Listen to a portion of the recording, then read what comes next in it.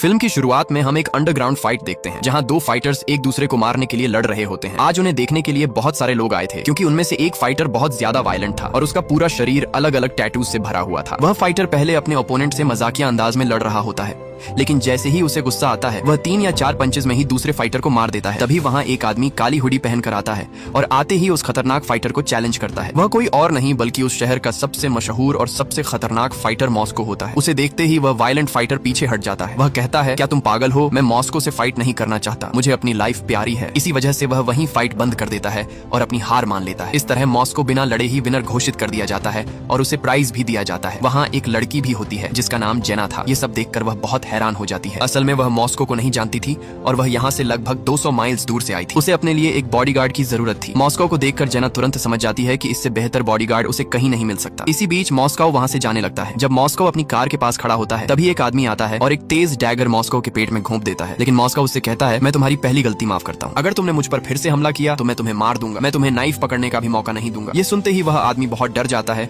और मॉस्को को मारे बिना वहाँ से भाग जाता है। असल में किसी ने उसे मॉस्को को मारने का डील दिया था, लेकिन मॉस्को कोई आम फाइटर नहीं था। वहाँ मौजूद हर कोई मॉस्को से डरता था। इसके तुरंत बाद जेना मॉस्को का पीछा करती हुई उसकी कार के पास आती है। वहाँ मॉस्को अपने जख्म पर बैंडेज की जगह टेप लगा रहा होता है क्योंकि उस बेचारे के पास बैंडेज खरीदने के पैसे भी नहीं थे। जो पैसे उसे रिवॉर्ड में मिले थे वह उसने अपने अगले ओपोनेंट को दे दिए थे ताकि वह अगले कुछ दिन गुजार सके। जेना ने ऐसा आदमी पहले कभी नहीं देखा था, इसीलिए वह कहती है, आपका दहशत इतना ज्यादा है कि लोग आपको मुफ्त में पैसे दे देते हैं लेकिन आपके पास दवा लेने तक के पैसे नहीं है। इस पर मॉस्को कहता है, अगर तुम ज्यादा घमंड दिखाओगी तो कल का सूरज नहीं देख पाओगी। फिर वह जेना से कहता है कि टेप पकड़ो। इसके बाद वह अपने जख्म को साफ करता है और उस पर टेप लगा लेता है। जेना कहती है, मुझे माफ कर दीजिए, मैंने सोचा था कि आप लड़कियों से प्यार से बात करते होंगे, इसलिए मैं आपसे मजाक कर रही थी। इस पर मॉस्को अब सख्त लहजे में जवाब देता है और कहता है, तुम्हें मुझसे क्या चाहिए? जेना कहती है, ज्यादा कुछ नहीं, बस एक छोटा सा काम, बस आप मेरे बॉडीगार्ड बन जाइए और मेरी प्रोटेक्शन कीजिए। मॉस्को कहता है, प्रोटेक्शन? और वह भी तुम्हारी? आखिर तुम्हें किससे खतरा है? इस पर जेना कहती है, किसी से नहीं, बस मेरी इच्छा है कि मेरा भी एक पर्सनल बॉडीगार्ड हो। मॉस्को कहता है, मैं तुम्हारे जैसी लड़कियों को अच्छी तरह जानता हूँ, कुछ न कुछ जरूर गड़बड़ होगी, इसलिए मुझे तुम्हारे काम में कोई दिलचस्पी नहीं है। लेकिन जेना कहती है, मैं अभी आपको इससे ज्यादा नहीं बता सकती, इसलिए मेरा नंबर रख लीजिए, जब जरूरत हो कॉल कर लेना, मैं आपको अपने काम के लिए मजबूर नहीं करूंगी। फिर हम देखते हैं कि रात के समय मॉस्को एक पेट्रोल पंप की पार्किंग में आराम से सो रहा होता है। हमें पता चलता है कि मॉस्को का अपना कोई घर भी नहीं है और वह हर रात उसी पेट्रोल पंप पर आकर रुकता था। इसकी वजह से वहाँ का ओनर परेशान हो जाता है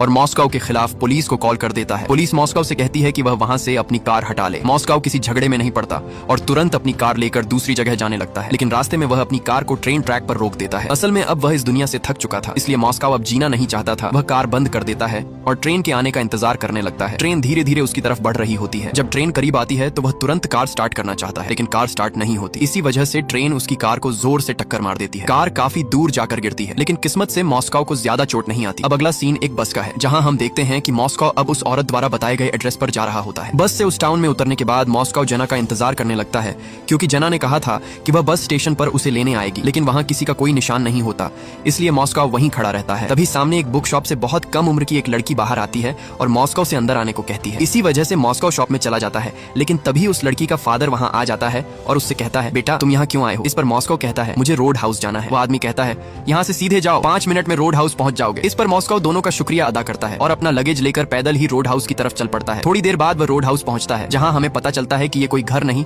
बल्कि एक बार है। जैसे ही वह अंदर आता है वह अपने लिए एक ड्रिंक ऑर्डर करता है। बार में मौजूद सभी लोग खुशी खुशी अपना काम कर रहे होते हैं। जब मॉस्को अपनी ड्रिंक उठाता है तो उसे पता चलता है कि यहाँ ड्रिंक्स सिर्फ रात में मिलती है, इसलिए मॉस्को वहीं कॉफी लेकर बैठ जाता है और बारटेंडर से कहता है कि वह जेना से मिलना चाहता है। उस बारटेंडर का नाम लीना था। वह कहती है, जेना तुम्हारे ठीक पीछे है। जब मॉस्को पीछे देखता है तो जेना तुरंत अपनी कैबिन में चली जाती है। इसके बाद मॉस्को लीना से कहता है, आखिर मुझे यहाँ क्यों बुलाया गया है? यहाँ तो सिक्योरिटी गार्ड की जरूरत है, बॉडीगार्ड की नहीं, और यहाँ जेना की लाइफ को भी कोई खतरा नहीं है, तो क्या मैं सिर्फ यहाँ बैठने के पैसे लेने आया हूँ? इस पर लीना कहती है, तुम्हें रात में सब पता चल जाएगा। जैसे ही रात होती है वे देखते हैं कि क्लब में 2 लोग आपस में लड़ रहे हैं जिन्हें कुछ बारटेंडर्स अलग कर देते हैं, लेकिन थोड़ी देर बाद वहाँ 7 या 8 गुंडे आ जाते हैं। आते ही वे बार में तोड़फोड़ शुरू कर देते हैं, लेकिन मॉस्को उन्हें बस मुस्कुरा कर देखता रहता है। जेना अपनी कैबिन में बैठकर यह सब देख रही होती है। फिर वे गुंडे एक पूल टेबल के पास आते हैं जहाँ वे एक लड़की को परेशान करने लगते हैं। यह देखकर मॉस्को आखिरकार अपनी सीट से उठता है। जैसे ही वह आगे बढ़ता है वह बारटेंडर से वहाँ से हट जाने को कहता है। यह देखकर उन गुंडों का लीडर जिसका नाम जेसन था मॉस्को से कहता है, देखो ब्रो, लगता है तुम यहाँ नए हो, ज्यादा हीरो बनने की कोशिश मत करो वरना मुफ्त में मारे जाओगे। लेकिन मॉस्को कहता है, ठीक है, तुम विलन हो और मैं हीरो हूँ, और तुम जान लो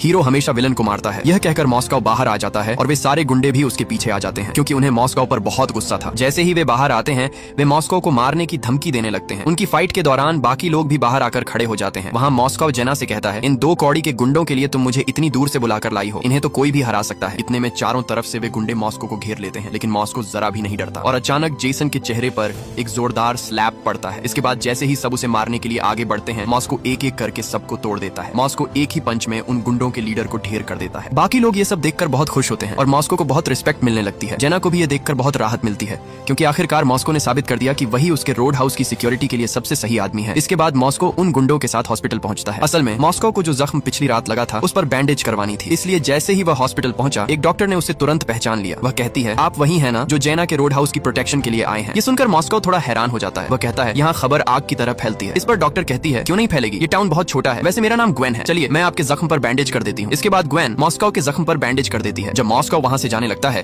तो वह डॉक्टर से कहता है, मेरे पास अभी पैसे नहीं है, जब सैलरी मिलेगी तो मैं जरूर लौटा दूंगा। इस पर ग्वेन कहती है, इसकी कोई जरूरत नहीं है, जेना ने इन सब के पैसे पहले ही दे दिए हैं। थोड़ी देर बाद मॉस्को रोड हाउस में आता है, जहाँ जेना भी मौजूद होती है। जेना कहती है, आज बहुत समय बाद यहाँ के लोगों में थोड़ी प्रोटेक्शन की उम्मीद जगी है और तुम मेरे बुलाने पर यहाँ आए, इसके लिए मैं तुम्हारी बहुत बहुत आभारी हूँ। थोड़ी देर बाद रात हो जाती है और हम देखते हैं कि हमारा हीरो एक बोट में सो रहा है। ये बोट जेना की थी, जिसे उसने अब मॉस्को को गिफ्ट कर दिया था, क्योंकि मॉस्को को बोट्स बहुत पसंद है। सुबह जब मॉस्को उठता है तो लीना उसके लिए ब्रेकफास्ट लेकर आती है। लीना मॉस्को के शरीर को देखकर बहुत हैरान हो जाती है। लीना मॉस्को से पूछती है, क्या तुम्हारे कोई भाई बहन या पेरेंट्स नहीं है? इस पर मॉस्को उसे धन्यवाद कहता है और वहाँ से जाने को कह देता है। ये सुनकर लीना समझ जाती है कि मॉस्को अंदर से बहुत दुखी है और वह अपनी सैडनेस छिपाने के लिए बस हंसता रहता है। थोड़ी देर बाद ब्रेकफास्ट करने के बाद मॉस्को उसी लड़की की बुक शॉप पर आता है। उस लड़की का नाम एबी था। असल में वह अपने लिए कुछ बुक्स खरीदने आया था, लेकिन तभी हम देखते हैं कि एबी की शॉप के बाहर दो गुंडे आए। जैसे ही मॉस्को ये देखता है, वह तुरंत एबी के पास जाता है। मॉस्को एबी से पूछता है, ये गुंडे यहाँ क्या कर रहे थे? इस पर एबी कहती है, ये हर हफ्ते हमारा पैसा लूटने आते हैं, अगर उन्हें कुछ नहीं मिलता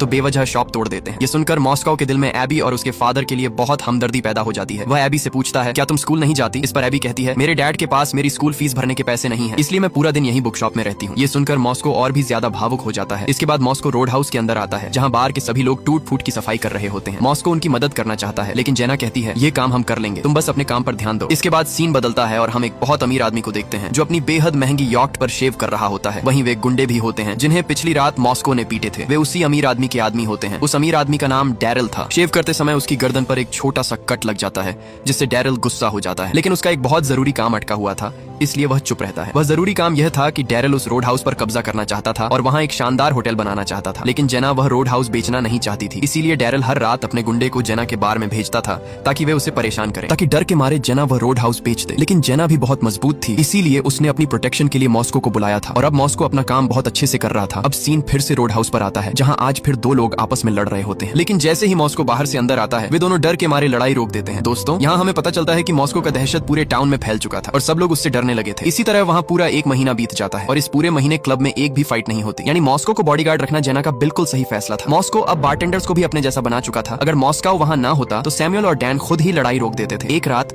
जब मॉस्को रोड हाउस से बाहर निकलता है तो वह फिर उन गुंडों को अपनी बाइक्स पर खड़े देखता है। वे दूर से मॉस्को को घूर रहे होते हैं, लेकिन मॉस्को उन पर ज्यादा ध्यान नहीं देता और अंदर चला जाता है। इसी तरह वह रात भी गुजर जाती है। रात में जब मॉस्को अपनी बोट में सो रहा होता है, तब हमें पता चलता है कि वह पहले एक यूएफसी फाइटर रह चुका था और कोई आम फाइटर नहीं बल्कि एक वर्ल्ड चैंपियन था। लेकिन उसने यूएफसी छोड़ दिया था क्योंकि एक दिन उसके घर में पीछे से कुछ चोर घुस आए और उन्होंने उसके पेरेंट्स को गोली मार दी, जिससे उसके पेरेंट्स की मौत हो गई। इसी वजह से मॉस्को हर रात यूएफसी के डरावने सपने देखता था। सुबह मॉस्को एक छोटे रेस्टोरेंट में आता है, जहाँ उसकी मुलाकात ग्वेन से होती है। ग्वेन उससे उसके जख्म के बारे में पूछती है और कहती है, तुम उसके बाद चेकअप कराने क्यों नहीं आए? मॉस्को कहता है, अगर मैं पहला चेकअप भी न करवाता फिर भी मुझे कुछ नहीं होता। ग्वेन मुस्कुराती है और कहती है, अपनी हेल्थ का ध्यान रखा करो। यहाँ मॉस्को को एहसास होता है कि ग्वेन उसे पसंद करती है। अब रात में जब मॉस्को रोड हाउस में होता है तो जेना उसे अपनी कैबिन में बुलाती है और उसे उसकी पहली सैलरी देती है। यूएफसी छोड़ने के बाद आज मॉस्को ने पहली बार इतना पैसा देखा था। सैलरी देते समय जेना उससे कहती है, अपना ख्याल रखना, मैं तुम्हें खोना नहीं चाहती। यह सुनकर मॉस्को को भी जेना पर थोड़ा शक होता है कि शायद उसे भी वह पसंद आने लगा है, लेकिन मॉस्को किसी पर ज्यादा ध्यान नहीं देता। उसी रात जब वह सड़क पर चल रहा होता है तो उसे महसूस होता है कि कोई कार उसका पीछा कर रही है। वह तेज चलने लगता है, लेकिन कार उसकी तरफ बढ़ती है और उसे टक्कर मार देती है। मॉस्को जमीन पर गिर जाता है। कार थोड़ी दूर जाकर रुकती है। जैसे ही मॉस्को उठता है, कार फिर से उसकी तरफ आती है। मॉस्को बचने की कोशिश करता है, लेकिन किस्मत उसका साथ नहीं देती। कार फिर से उसे टक्कर मार देती है। वह कार कोई और नहीं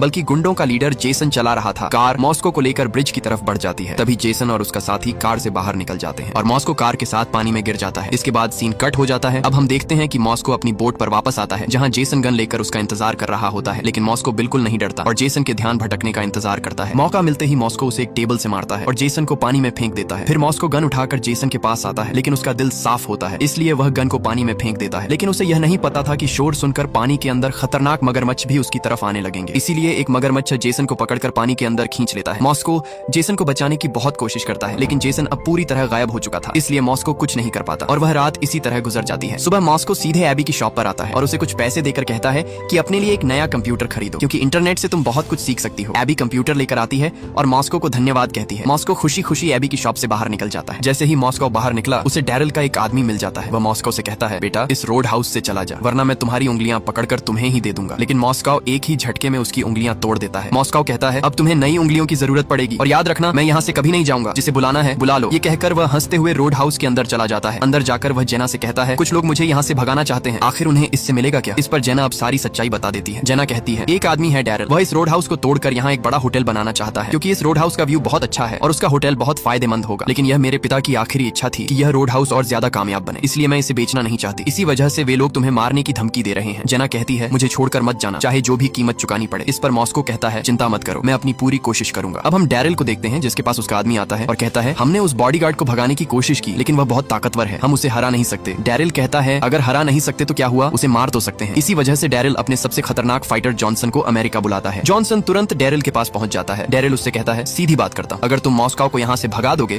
तो तुम्हें बहुत पैसा मिलेगा। अगर उसकी हड्डियां काम न करें तो उसकी जान ले लेना, इसके बदले में तुम्हें 10 गुना ज्यादा पैसे दूंगा। अगर यह भी काम न आया तो मैं तुमसे भी खतरनाक लोग बुला लूंगा, मेरे पास बहुत पैसा है। दोस्तों, जॉनसन बहुत अजीब किस्म का आदमी था, उसे किसी चीज की परवाह नहीं थी और वह बेहद खतरनाक फाइटर था। अब वह मॉस्को के पीछे पड़ चुका था। सीन फिर मॉस्को पर आता है, जो रोड हाउस में बैठा होता है। तभी डैरिल वहां आता है और कहता है, देखो पैसा किसे नहीं चाहिए, अगर तुम मेरे लिए काम करोगे तो मैं तुम्हें मिलियनेयर बना दूंगा। लेकिन मॉस्को कहता है, अभी मेरा कॉन्ट्रैक्ट 6 महीने का है, 6 महीने बाद आकर बात करना। ये सुनकर डैरिल बहुत गुस्सा हो जाता है और चुपचाप बाहर चला जाता है। लेकिन तभी वहां जॉनसन की एंट्री होती है। आते ही वह चारों तरफ से रोड हाउस तोड़ना शुरू कर देता है। वह इतना खतरनाक था कि बारटेंडर्स को भी मारने लगता है। यह देखकर मॉस्को आखिरकार उठता है और उसे रोकने की कोशिश करता है। जॉनसन कहता है, मैं तो बस अपनी ताकत जांच रहा हूँ, चाहो तो तुम भी मेरे साथ अपनी ताकत आजमा सकते हो।